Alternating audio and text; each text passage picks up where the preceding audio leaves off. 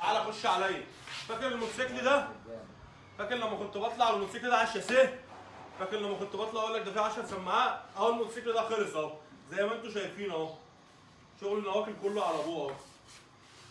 ده الجنط النيكل كله متنكل اهو.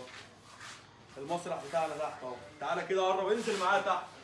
بص اهو شغل النيكل كله اهو. والموتوسيكل ده زي ما قلت لكم راكب فيه 10 سماعات. طلعوا الفيدوكس بلو عشان الترند اللي جاي ده الموتوسيكل ده. بندب بيه اي موتوسيكل في مصر، مش شاف حد في مصر يعني يشد الشده دي. خش عليا عشان لسه الترند مخلوص. انا لسه بسخن. انت مكانتك فيها كام بطاريه؟ اكيد بطاريه واحده محطوطه هنا تحت الجنب.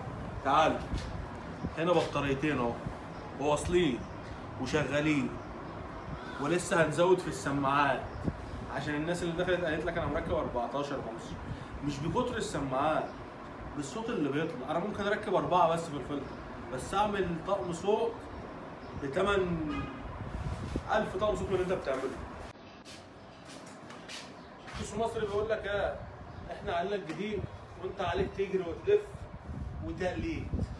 تعالى كده حد ركبهم هنا؟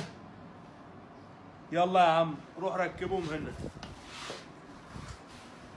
انا بقول لك اقوى مكنه نواكل طقم صوت في مصر، واللي جاي طرش.